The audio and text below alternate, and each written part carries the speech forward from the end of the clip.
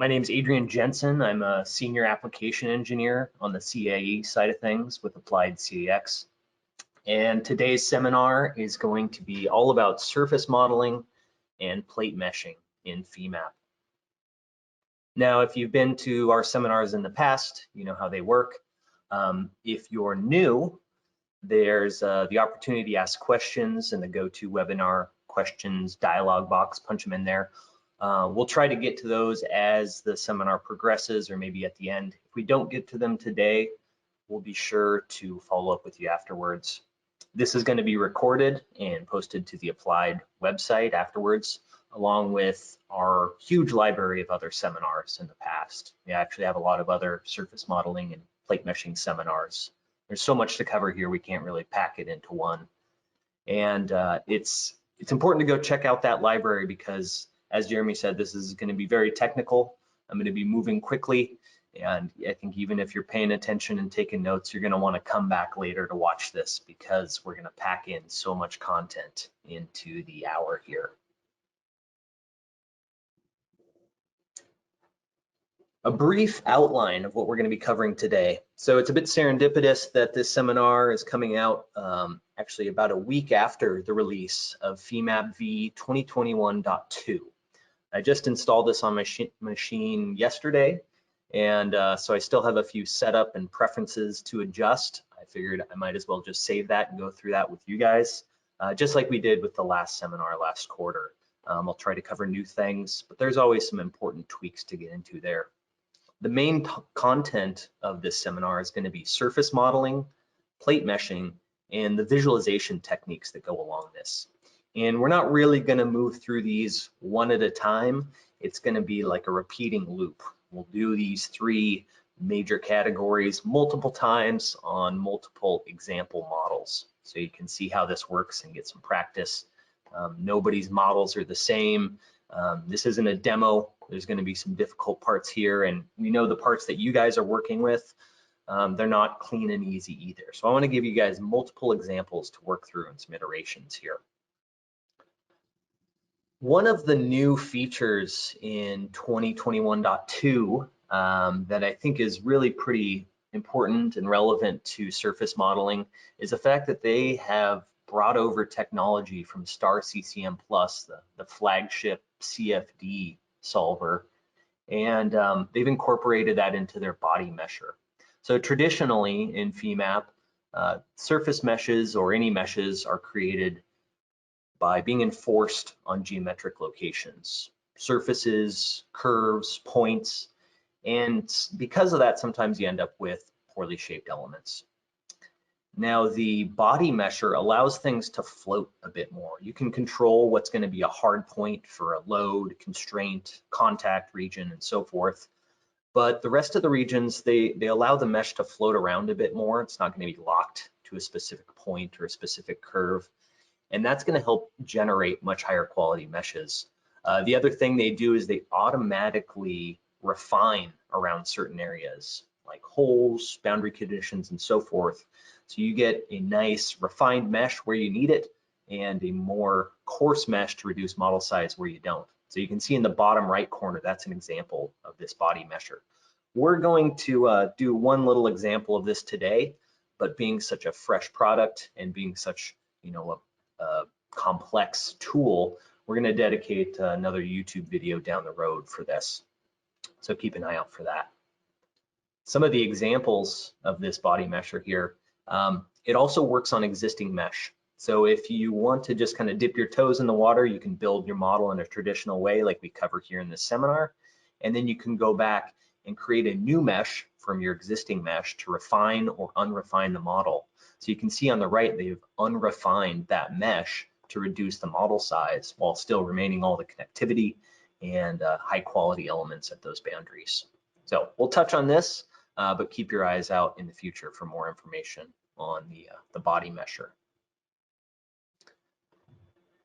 Okay, so when I dive into an analysis model that's going to require surface modeling and plate meshing, I like to start by kind of setting up a plan and getting organized before I just start throwing mesh on things. In terms of organization, you might want to slice the model If there's symmetry or different segments that you want to subdivide, slicing the model can be helpful. Think about organizing with groups or layers. Be comfortable with the draw erase tool so you can show and hide different segments of the model. And also think about ID ranges. And this, I mean, certain ID numbers for your materials, your properties, and your geometry. So down the road, if you have a very complex assembly, it's easy to organize. You've got things broken out into sections. Before we get into the surface modeling side of things, and we start with some sort of 3D CAD geometry, I always want to think about defeaturing. Is there stuff that I can get rid of quickly and easily so I don't have to chase that down later? So we're going to eliminate some holes, remove fillets, maybe merge parts together to make things easier on us down the road. So the main concept of surface modeling is creating sheet solids. The images here on the left, we've got a body solid. This has thickness, this has volume to it. This is what you're going to generate in your CAD package. And what we want to do is we want to create a sheet solid, which is a collection of 2D surfaces with no volume, all connected together that we can apply our plate mesh to. There's two major methods that we use to create these, either the automatic or the offset tangent method. And what it's looking for pairs of surfaces, a top face and a bottom face, or an inside face and an outside face. And if it's within that target thickness that the analyst sets, it's going to create a new surface at that midplane. Then we think about combining them together with things like non-manifold add and assigning our mesh properties to those surfaces. So these different types of bodies will have different icons in the model info tree. Down in the bottom right, you can see some different geometry types. So body 2 and 13, those are body solids. They have volume, and you can see the little cylinder icon. Number 15 is a sheet solid. It has no thickness or no volume to it. And then 28, you can see the intersecting surfaces there. That's a non-manifold body. And that's when you have complex intersections like T-junctions or intersecting faces.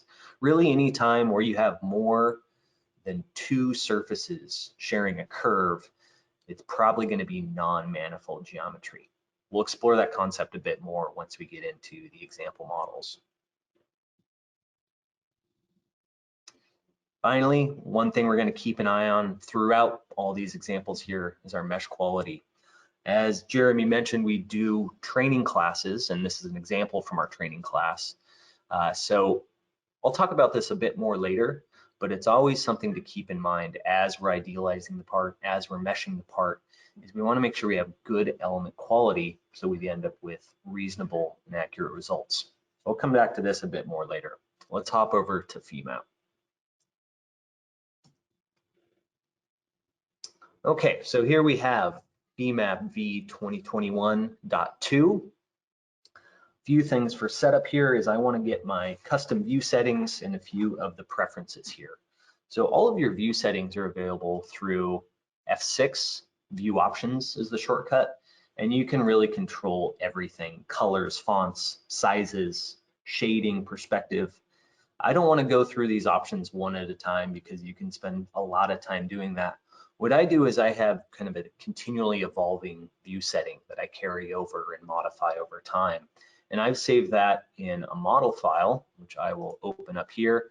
This will be shared with this seminar on the website. So this model file doesn't have anything in it, no nodes or elements or surfaces, just has the view settings. But I can capture these view settings with the visibility toolbox. Control Q is that shortcut, and I can save this view to a view library. So you can see we give it a title here, we save that view. Now for future models, we have these view settings we can apply. Let's go into File, Preferences. I want every new model that I create to use that view setting. So under the Views tab, I'm going to pick that from the view library, and that's going to be my startup view or my default view for new models. Other things I might want to modify in the preferences here. I'm always making sure that I have my Scratch directory set up correctly. For the user interface, you might think about the way you interact with Femap. Do you want it to automatically repeat commands for you?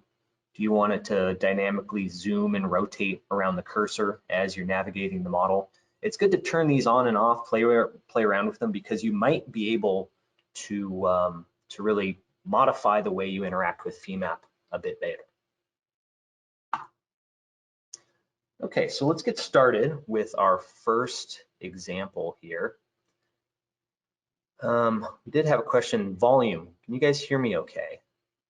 Jeremy, you mentioned you could hear me okay. Is anyone else having issues with audio? Just let me know in the chat or the questions box here.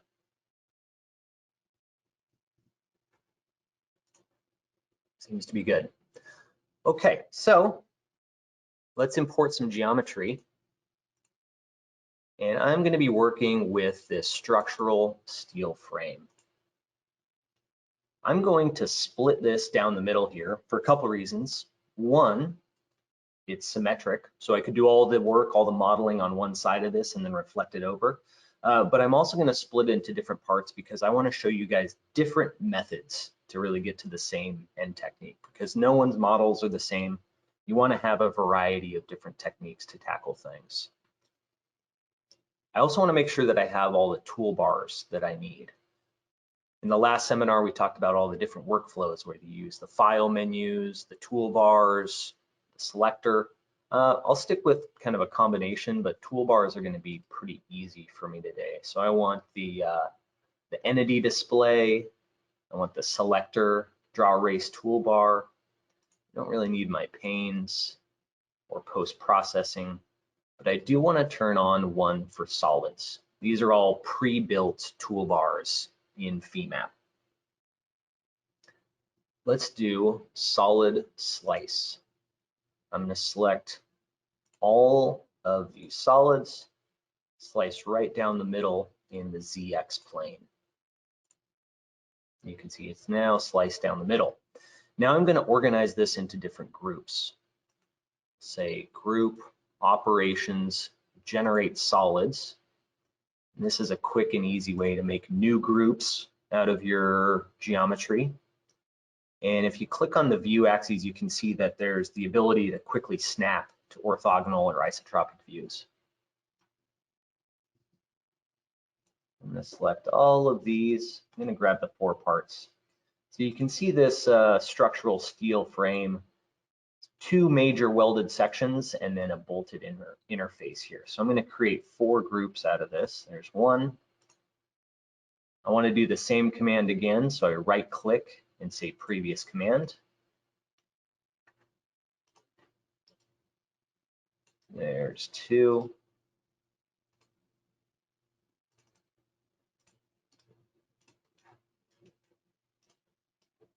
Three, and 4. So this is the type of reason we like to record these and put them online, because it's just so easy to move quickly in Femap once you get used to these commands. The other thing I want to set up with groups is making sure that I have automatic add turned on.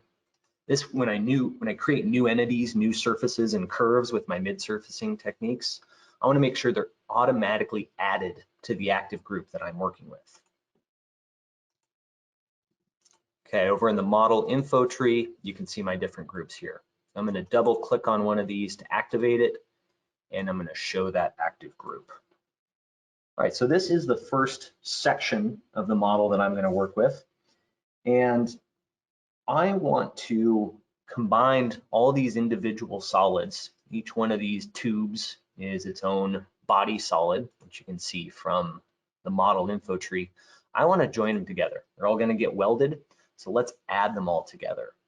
From this solid menu, I have add. I'll select all of these, holding down the shift key, clicking and dragging, and I then add them all together.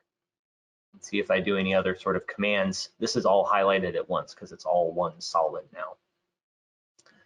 Now we're going to create our mid-surface geometry.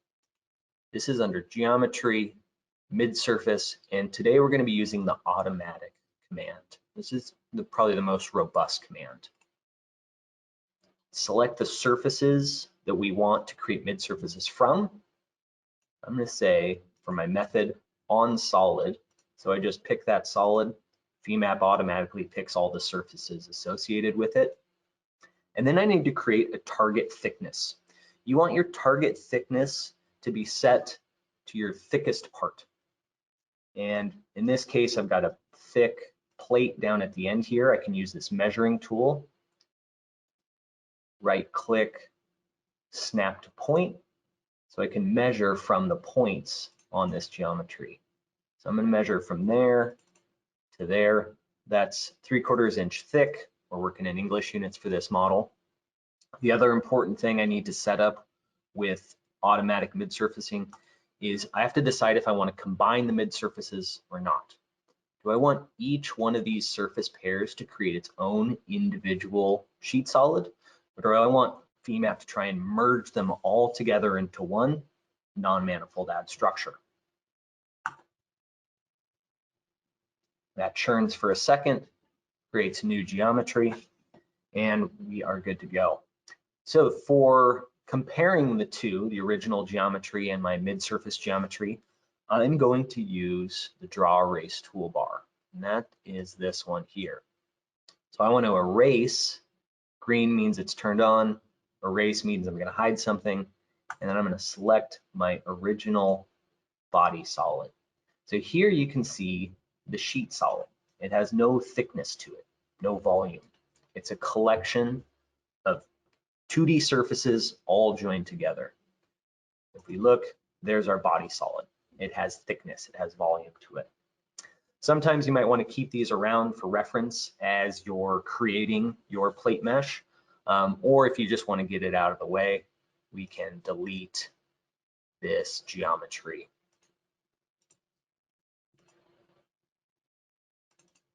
All right, before I get into any other meshing or other options there, I want to assign thicknesses to my different surfaces here. And I'm going to do that under Geometry, Mid-Surface, Assign Mesh Attributes. Using the same method, I pick the solid, Femap grabs all the surfaces for me, and I need to set up a material so that it can create properties for me and assign them to the different surfaces. We'll use steel.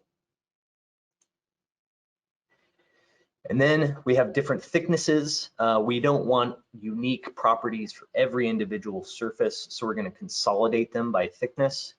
And I'm going to give this a tolerance of 0.01. Now, if you look in the model info tree under properties, we now have 1/2 inch thick, 3/4 inch thick, and 3/8 inch thick properties that are assigned to those surfaces. So we don't have to set that up later when we go to mesh the part. Okay, let's go ahead, put a mesh on this. There's a lot more that I generally do before I'm ready to mesh the part, but we're going to do this first one quickly, see how it does, and then in each next iteration, we're going to refine things a bit more. So from the meshing toolbox, I can set up mesh surface, and I'm going to do my mesh size. So if you don't really know what sort of mesh size that you know would be a good starting point, they give you a little measuring tool. We can use these surfaces here, and it automatically calculates an estimated size. This would be very similar to going to mesh control size on surface. If we were to pick these surfaces, Femap's calculating that size here as well. So both of these tools getting to the same endpoint here. But I'm going to really try and stick with the meshing toolbox for as much as I can in this seminar. So I'm going to do quad 4, a free mesh approach. There's my mesh size. I turn on the meshing toolbox by turning on this select button. You can see once I click it, it has that yellow background. That means it's on, and I can start to pick surfaces to mesh them. When it's turned off, I click, I get nothing. So we turn this on, and just like any other sort of selection method, I can hold the Shift key, click and drag, select multiple entities at once, and Femap will mesh those surfaces. The other option for the meshing toolbox is, rather than the individual select, is the dialog select. Dialog select brings up entity selection dialog box, and this gives you just a bit more flexibility in picking which surfaces you want to mesh. Okay, if you guys have experience with plate meshing or any sort of meshing, you probably already know this does not look good. It's not great element quality here. And we might start with a smaller mesh size. We might think about refining certain areas, and we will get into that with the next iterations of our approach here. But I just want to compare this to what the new body mesher is going to do. So I'm going to create a copy of this solid. Geometry, copy, solid. Pick this sheet solid. And I'm not going to copy any of the mesh or anything. Just go with my defaults here. And I will copy this up in the Z direction about 25 inches. So I just have a duplicate of my geometry here. So now let's try the mesh bodies. This is the body mesher. I pick my solid, and it's sort of one command. It does sizing, it does meshing all at once. And I want it to be very aggressive on size. I'm going to say, if there's no small features that you really need to refine around, I want you to go big with the mesh, 12 inches. This is going to make the mesh or the node count as small as possible to help the model run faster. So very aggressive on the mesh sizing here.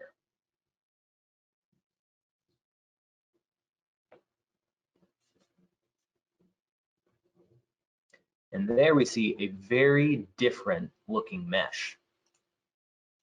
Refining a lot around the small features, growing to larger elements when you get away from those areas. And I think one of the things that really stands out the most is this end plate where you have these holes. This one here is absolute garbage. This one actually looks really quite nice, and I would be fine with that for my first pass on this mesh. How do we actually know what's a good mesh and what's not a good mesh? As I had in the presentation here, a couple of pretty colors. What does this mean? On the left, I'm showing the element quality as a contour. So just like you would contour stresses, we can take a look at our element quality. This one is showing warping. The image on the right is our stresses. So where the element quality is good, the right half of this shell, nice, uniform, things are matching up with the hand calculations. We should have 100 PSI in hoop stress. Where the element quality gets very bad, of course, red is bad, we get very different stresses. We're actually under predicting our stresses by about 20% there and spiking to about 40% over there. So this is always something to keep in mind when you're meshing. Do you have high quality elements? Are your elements doing a good job of approximating volume and integrating, calculating stresses? So let's take a look at our element quality for these two. You get to this either from this button here on the toolbar or view, advanced post, contour model data. There's a lot more to this command than just element quality. You can show thicknesses, material properties, but we're going to stick with our element quality today, and I'm going to use Jacobian as my element quality vector. So again, just like stresses, red is bad, to say things simply. Down here, 0 means things are very nice and rectangular. And these nice quads here have a very low Jacobian value. As I get into these skewed or stretched out elements here, things get a lot worse. The body mesher does a good job, but let's take a look at the worst. So the reason I turned on my allow labels is it'll put a label on the worst element here. And you can see that there's a bit of a notch cut out in this tube here. It's created some very short curves, which creates these spiky elements. It's just a bit of a mess there. So next go round, we're going to think about how to get rid of nasty little areas like this. Okay, I'm going to turn this off.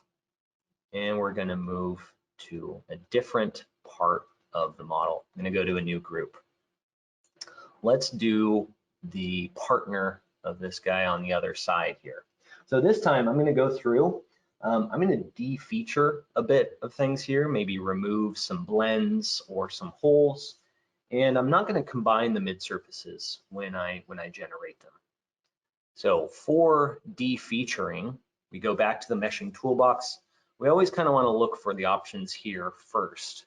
And up at the top, we have feature suppression and feature removal. So I'm going to do feature removal.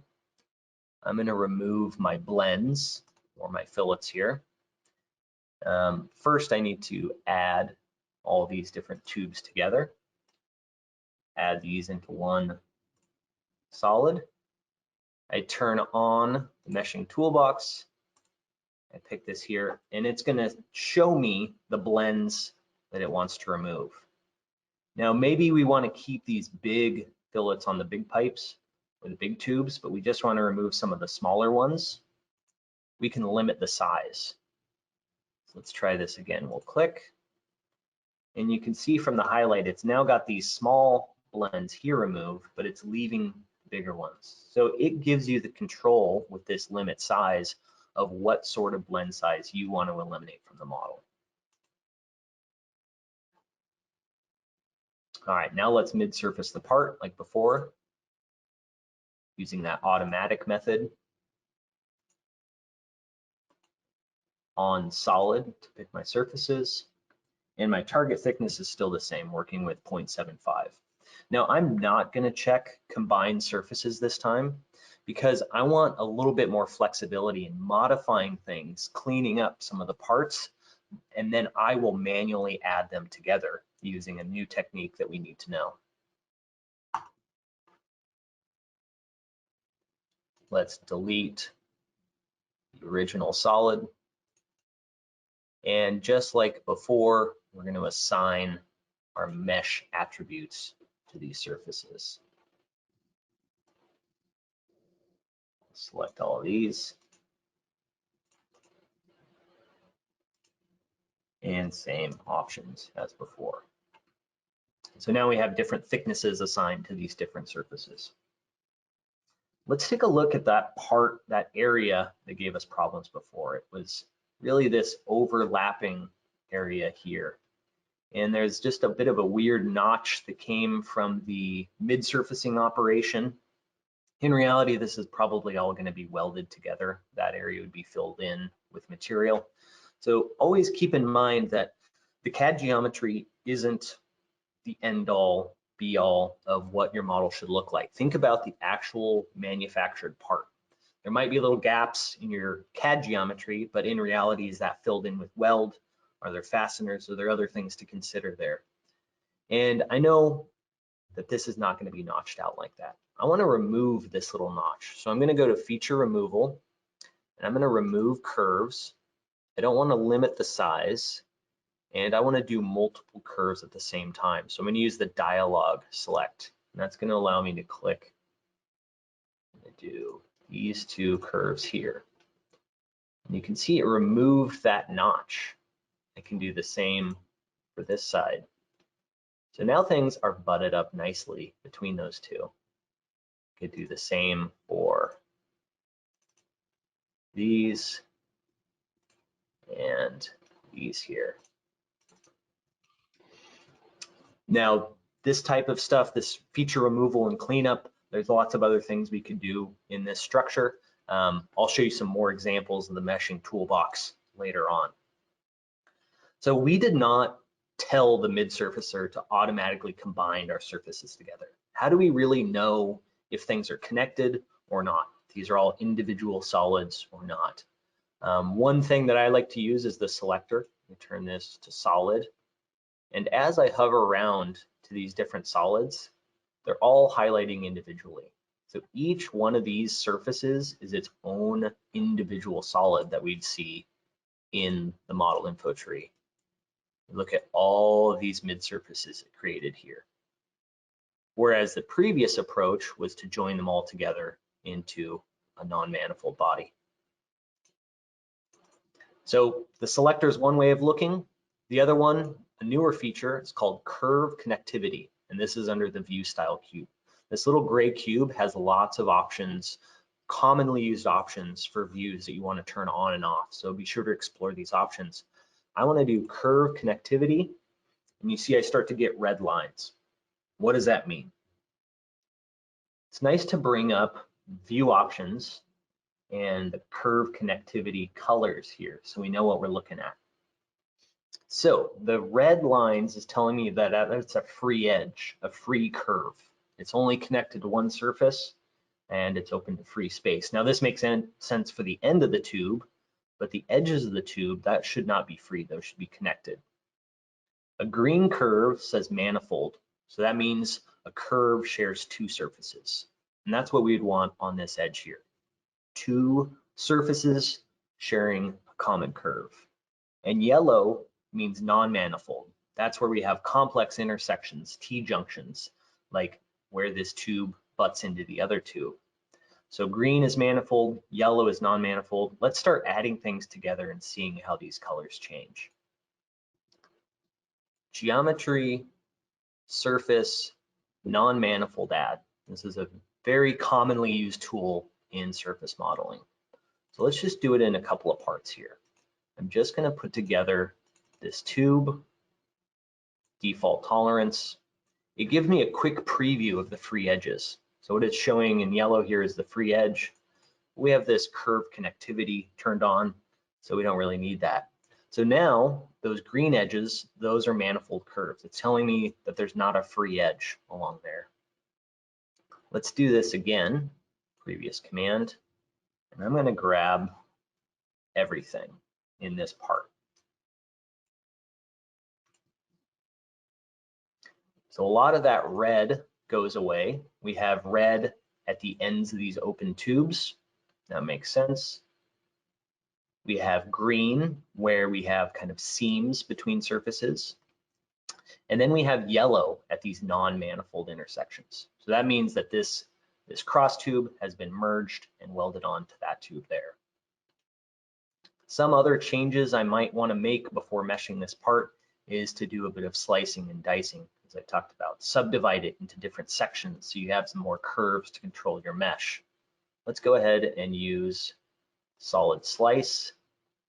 And I like this tool because you can do repeated slicing. I'm going to pick this solid and I'm going to slice it. I want the YZ plane, and I'm just going to estimate where I want to slice it by snapping to the screen. So I will slice here. And you can see I'm really just setting up some regions by slicing and subdividing the solid. I'm setting up some regions that will allow me to control the mesh size later on. You'll also notice this is red. This is creating free edges. So I am slicing this into separate solids. I would have to do the surface non-manifold add to make sure these are all stitched back together into one continuous part.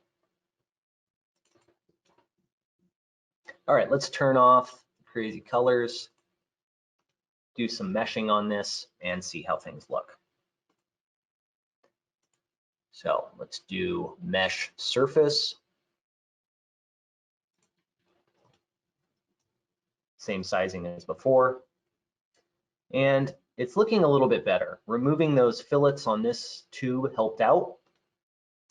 If we check this region here, turn off my surfaces, we have a much cleaner interface at that region there. And a few of the blends removed on the end plate has helped as well. But we've got more techniques still. All right, so let's think about a new option. In Femap 2021, they introduced the Curve Connectivity Manager. And this is a way where we don't actually have to join all these solids together with non-manifold add. We can have separate solids that still generate a continuous mesh. This is new, so I'll give kind of an overview of this technique with a bit with this model and a bit with another model. It takes a bit of playing. I wouldn't say that it replaces non-manifold add like we've done here, but it is a new option and it is quite fast. So if you're looking to get something up and running a bit quicker, it could be a great tool for you. So I'm going to get rid of this mesh and let's take a look at a new section of the model here to play around with. I'm going to move to another group. This little end section here. All right, so for this, let's just go ahead. We're not going to add it together. We don't want to create one part for everything. We want to keep our different tubes separate.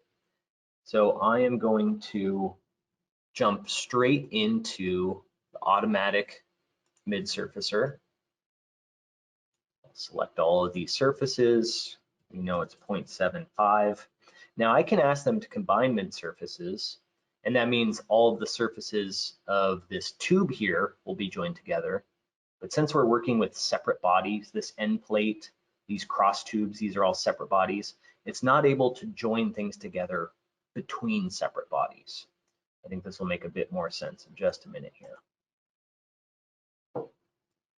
So we have created our mid-surface part. You can see that right down the center line there.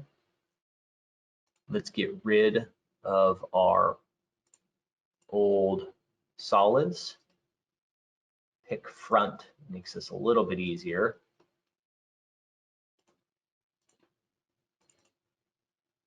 Okay, so we just have our sheet solids. Now, you'll notice if we take a look, down here, since we've removed half of the thickness to get to our midplane, we actually have gaps between our parts. And we could extend those out and use non-manifold add to join them together, or we can extend those out and use the curve connectivity to keep them as separate solids, but still make sure the mesh works continuously throughout these different parts. Extending is a very common sort of geometry editing you have to do in mid-surfacing, and it's quite easy from the meshing toolbox. Not everything is so easy as my first example where you just get to add it together and it all joins up neatly. A lot of times there's little gaps, there's odd angles. It doesn't work that easy. You might have to do it separately and make sure things extend and intersect. So let's take a look at extending. This is under geometry editing, extend, and there's different options for your extension. So our geometry type is the first thing we think about. We're trying to extend a curve on a surface. We're not working with body solids. We're not extending a full surface, but just a curve on the surface. We want it to move linearly, and then we can think about the way we want to extend to. We can give it a specific location, a distance. I feel like this surface auto curve seems to be one of the more intelligent tools that detects how things should extend automatically. So we have to pick a target, and that is with this button here. You can see surfaces to extend to. So let's pick this face as a target. And then we choose the curves that we want to extend out. Now remember, there's a gap there, you can see that. But once we turn this on and we pick one of these edge curves, it automatically extends that out to reach that surface. And we could do the same with this surface and this tube. You can see how that closes things up. I'm going to leave this gap here so I can illustrate how this new mesh control curve connection manager works. But we would also have something down at this end. We might want to extend these tubes out here. So we choose a target, this end plate here, and then we choose the curves that we want to extend. You can see that extends all the way out. This is another great example of thinking about what actually gets built versus what you see in the CAD geometry. The original geometry here had a little notch cut out so that there was room for that weld. This is not going to have an opening or a gap like this, so I just want to remove this little cutout. And this is, again, another job for the meshing toolbox. We go to feature removal. Let's remove some curves. We can do these one at a time to get rid of blends, or we can do the multi-select to get rid of little pockets like this. So the multi-select, I'm going to grab all of these that form that pocket, do it at once. I won't go through each of the spots, but that gives you guys an example of how you can remove features to get a more clean geometry set here. All right, now I want to think about how do I connect together these different solids? If we're to use something like the selector, again, this helps us sort of preview the different solids that we're working with. There's the end plate, the longitudinal tubes, the cross tubes. These are all separate solids. So how do we make sure that they talk to each other and create a continuous mesh without using non-manifold add? This is just an alternative option to non-manifold add. And that sits in the meshing toolbox right here. So this little green box, it's got a split line between it. We click that to turn things on. It's a pane, window pane like anything else in the Femap interface. So you can park it over here. We can drag this out so it's a little bit easier to see. And any of these toolboxes, I really like to start on one side and work my way across. So the first one is turning on or off. Do we want to use this option or not? So I'll make sure it's turned on so we can use this option. Next is our Mesh Control Explorer options. So we click on this, and there's a few things to consider here. Do I want this to apply to the entire model? Do I only want it to apply to things that I'm meshing?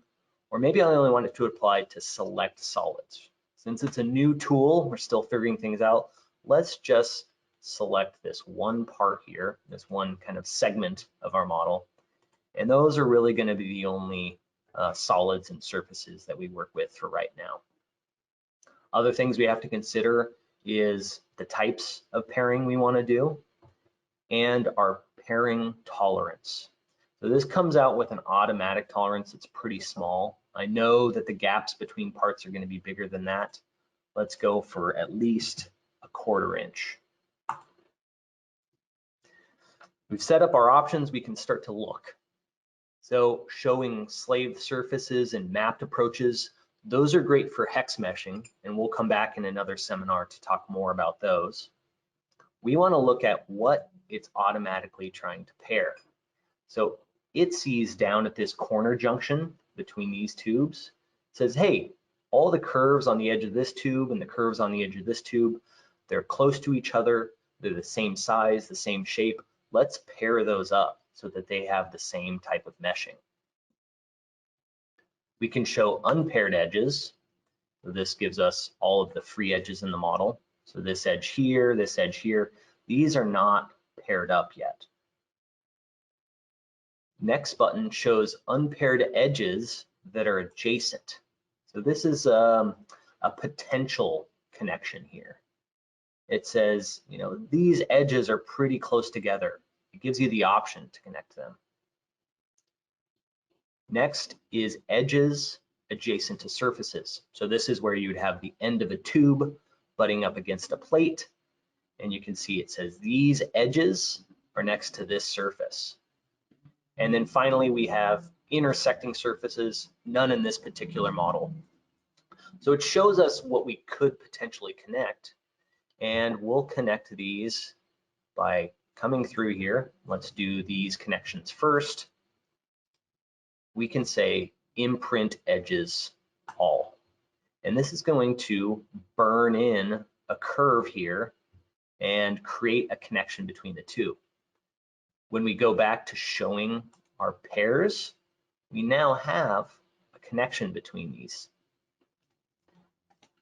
Similarly, if we were to look at this crossbar here, this one we extended out. So obviously that pairs together. There's no gap. But this one here, where I intentionally left a big gap, that gap is within our tolerance, so it's making a pair between those curves. It's not necessarily what we want, but it does show the flexibility of this tool. All right, so now that we've kind of connected things up with the Mesh Control Explorer, let's mesh our part and see what it's gonna do, even though we haven't added all these solids together with non-manifold add. I'm gonna come to Mesh Surface. This default mesh size of 2.5 has been a bit large, so I'm gonna bring that down to a 1-inch mesh size here. And we'll turn on our meshing toolbox. I can click and drag here, and we'll see how it connects things together. Now, in terms of the visualization of whether or not things are connected, we saw it from the geometry side of things using the curve connectivity option. But what we're really concerned about at the end is the mesh. Is the mesh connected together? And that's a little bit different. That's going to be a free edge view for the mesh. If you go into View, Select, F5, you can choose a free edge view. And this means it's just going to draw the free edges of your mesh. Nothing to do with geometry, just our elements. And to customize this view, I'm going to go into F6, View Options, and I'm going to choose exactly how Femap draws my free edge. So I want to use the view color, which I get to specify down here. I also want to draw the model. So this is going to draw the free edge and the model. And let's make it nice and easy to see with a bright color. We'll do red. We'll make sure that it draws the model as well. And so you see these red lines start to show up where I have free edges. Now let's turn off all of our geometry, so we're not confusing a free edge with a curve. And let's look at some of these intersections. So this corner joint here, even though I created mesh on 2 separate solids, I don't have any free edges there. This Mesh Control Explorer is pairing those up and making sure the mesh is continuous across those. This one here, I did not imprint that or ask it to imprint. It was beyond my tolerance that I set, so I see a red free edge there. Here's one that I extended out and made a nice merged connection. And here's one that it was within the tolerance, but I did not extend the part. It's still forcing the mesh to be continuous across that intersection. Now, as you can imagine, that doesn't look very good. That's probably not what you want to do. This is more of an illustration so you understand how this tool works. So I'd say the best practices for the Mesh Control Explorer is still make sure you extend out your mid surfaces using the meshing toolbox so that edges and faces and corners are adjacent, and then do your imprinting, set up your pairs. Even though this is not ideal, it still makes a connection and it still maintains that connection as we change things with the meshing toolbox. So one of the most common things in the meshing toolbox is playing with mesh sizing. So let's turn this on. If I add elements to either side of this connection, you can see those different curves highlighting. This might be easier to look at the geometry. We still have that gap. There's 2 separate curves there, but I make change to one of those curves and it propagates to the other curve. This works as well when things are a bit neater and tighter together. Okay, let's do one more example. We're not going to get all the way through it, but I want to introduce this other example, and you guys will have access to the models afterwards. So you can walk through this on something that's a bit more complex. I'm going to do a new model, import this geometry, and this is going to be the material handler. I'm going to close this Mesh Control Explorer for now. and just walk through some of the steps we've been doing. I'll do it a bit quicker here because we're getting near the end of our time. So think about organizing your model, breaking it up into different parts here. You might want to group things together, tackle them one at a time. You also want to think about removing features. So maybe I'm not interested in all of these small holes in this part here. So for feature removal, I can use loops. Turn on the meshing toolbox. This time I'm going to use the dialog select, so I can just select all curves. I'm going to pick all curves. Femap will automatically identify which ones are loops or holes and automatically remove those loops from the model.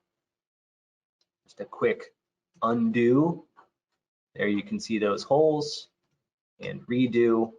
They're all gone. Blends works very similar. I'm going to turn this on. Dialog, select all. It highlights all the blends that it's going to remove for me, and we click OK. Blast them all out. So you can see the geometry of this part is much less friendly. We don't have nice, clean junctions together. There's gaps. There's also tiny little surfaces in here. So it wouldn't be as simple as adding your solids and mid-surfacing. And that's why tools like Extend, Non-Manifold Add, and the Mesh Control Explorer are important. One of the tools we haven't talked about yet that's very useful in identifying potential problem areas in your model is the entity locator. This is another part of the meshing toolbox. You see this little red toolbox here. You can toggle the entity locator to turn it on. And we get to choose what type of entities we're going to look for. And I want to look for surfaces. We're still working with the 3D body solids from the CAD geometry. And I want to find small surfaces. We can choose them by radius or by area. Let's just go maybe anything with an area less than 0.05. Now, once I set up the criteria to show me these entities or locate these entities, it's going to highlight them for me, highlighting some surfaces there. One of the intersections that I saw when looking at this model earlier, sort of this intersection of folds from the sheet metal. And I want to get rid of all of these. So another great part of the entity locator is in locate options. You can, rather than having to eyeball these tiny little surfaces that get highlighted, we can update our selector. So the selector, this was the same tool I was using in our last seminar and using earlier today to identify things. When I click update selector, it's taking these 38 small little surfaces that we ended up with here. It's putting them into the select tool.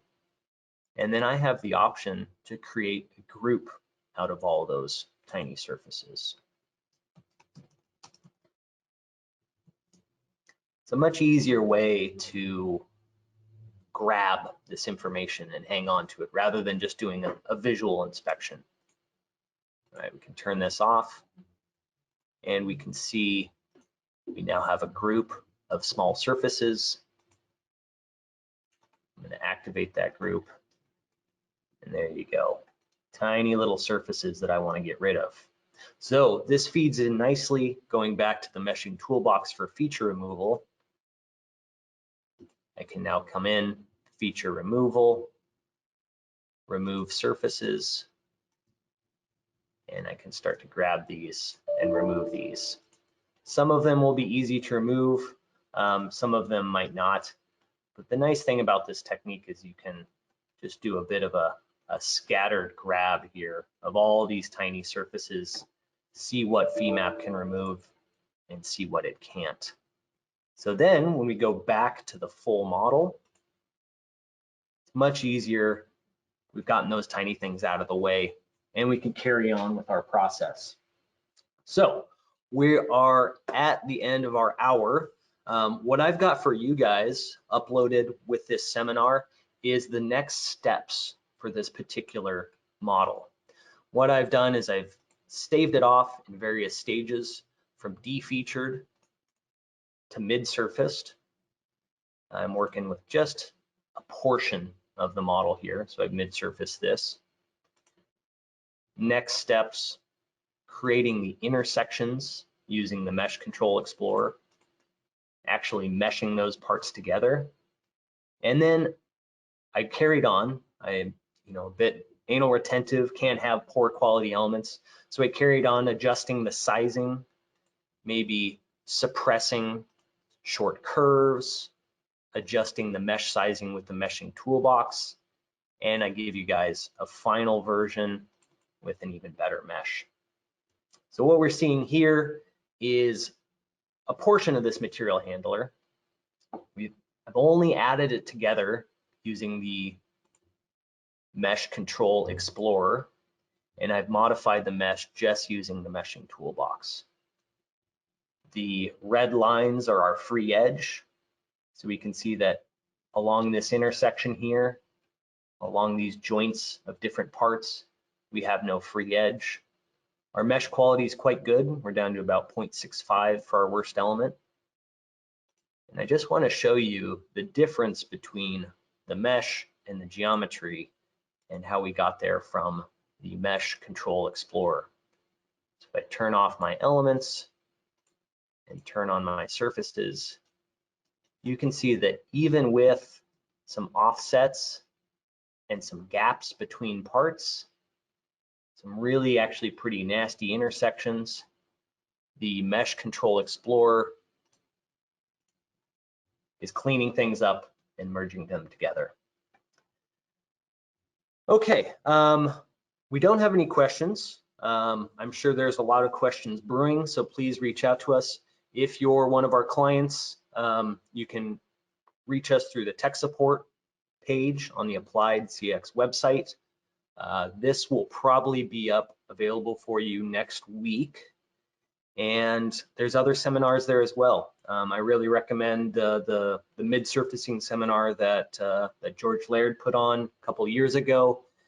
There's going to be some overlap with this one, but it's also going to introduce other topics as well, other techniques from the meshing toolbox. Thank you guys for coming. Be safe this weekend. I know it's going to be crazy hot up here in the Northwest, so stay cool, be safe, and have a great weekend. Thank you.